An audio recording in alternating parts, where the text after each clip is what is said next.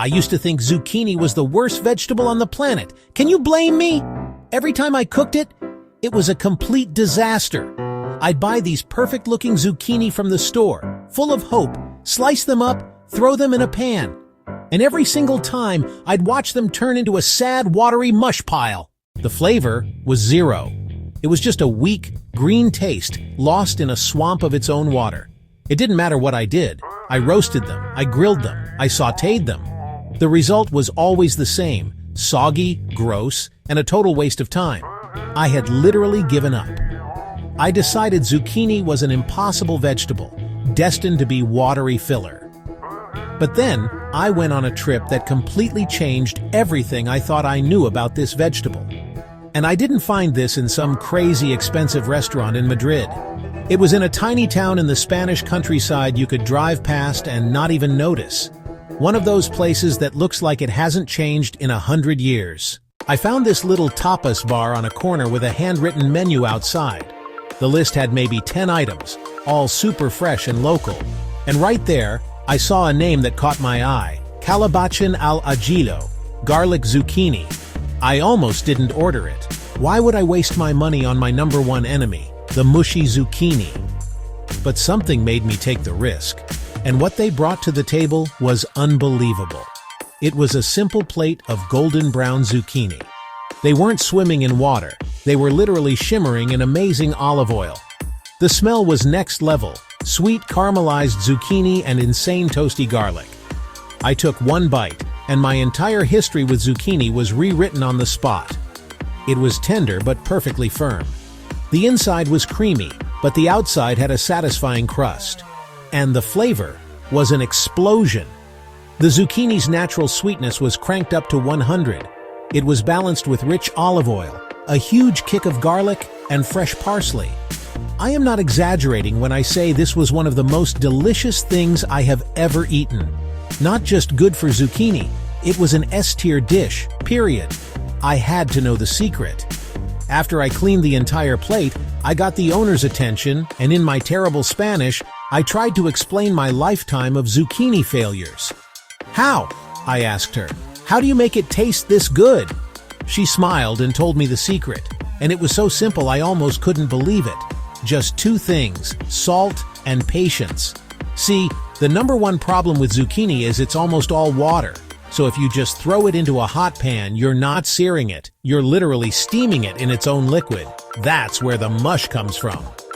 The trick she taught me wasn't about adding more flavor. It was about taking something away to let the zucchini's real flavor come out. You have to get the water out before you cook it. That's the ultimate zucchini hack. So today, I'm going to show you exactly how to make the calabacin al ajillo that changed my life. And I promise you, you will never look at zucchini the same way again. First, the ingredients. You only need a few simple things, but they have to be good. We've got 2 medium-sized zucchini, a ton of good extra virgin olive oil. This is a key flavor, so use the best you can get. About 6 cloves of garlic, a small bunch of fresh parsley, and of course the MVP, sea salt. Let's prep the zucchini. Wash and dry them, then slice them into thick rounds. You want about 1/2 inch. If you go too thin, you just get crispy chips. If you go too thick, the middle stays raw.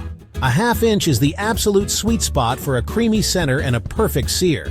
And now for the magic, the step that changes everything. Lay your zucchini slices out in a single layer. A colander over a plate is perfect for this. Now you salt them. And don't be shy. Give both sides of every single slice a serious sprinkle of sea salt. This is where the secret comes in. Patience. We're going to let these sit for 30 minutes. This is not a suggestion. You have to do this. During this time, the salt is literally pulling all the extra water out of the zucchini. You can actually see it happen. Little drops of water will pop up on the surface. After 30 minutes, they'll be covered in sweat, and you'll see a giant puddle of water underneath. That is all the mush you just avoided. This 30-minute wait is the most important step for getting the perfect texture. While the zucchini is sweating, let's make our flavor bomb. Peel 6 cloves of garlic, chop them up with a handful of fresh parsley, and get a mortar and pestle.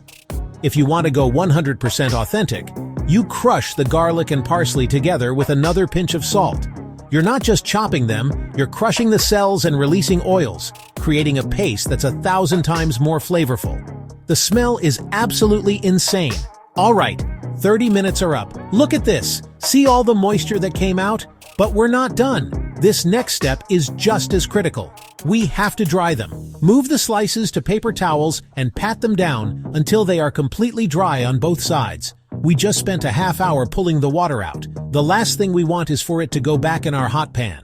Once they're dry, hit one side with fresh black pepper. Now, we cook. Get a large pan on the stove over medium-high heat and let it get hot.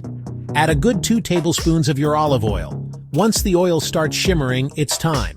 Place the slices in a single layer. Do not crowd the pan. I repeat, do not crowd the pan. If you overcrowd it, the pan gets cold and you'll end up steaming them, the exact thing we worked so hard to avoid. The second they hit the oil, you should hear a loud sizzle. That is the sound of victory. Let them cook without moving them for about 2.5 to 3 minutes aside. You're looking for a deep golden brown color. Once you see that crust, flip them and cook the other side. When they're done, move them to a fresh paper towel. If you have more zucchini, just work in batches. Once all the zucchini is cooked, turn the heat to medium-low. Add another tablespoon of oil to the same pan and toss in your garlic parsley paste. You have to be fast here. Keep it moving for just 20 to 30 seconds. We're not cooking it, we're flash infusing the oil with that insane flavor. The second it smells incredible, and before the garlic burns, it is done. Finally, let's put it all together. Arrange your beautiful seared zucchini on a plate. Then take that fragrant garlic parsley oil straight from the pan and pour it all over the top. Make sure every single slice gets that liquid gold. And there it is. Calabaccian alla Gio. It's crazy how these simple ingredients create something this delicious. The zucchini's flavor is concentrated and sweet, and it finally gets to be the star. You get that firm yet tender bite with zero mushiness. You get the richness from the amazing olive oil and that massive aromatic kick from the garlic and parsley. It just proves the power of technique. It comes from a food culture that knows how to make ingredients into their best possible selves. That simple trick I learned in a tiny Spanish town taught me that sometimes the biggest change in cooking comes from taking something away, not adding more. I really hope you give this a try. I promise it'll change how you feel about zucchini forever. The full recipe is down in the description below.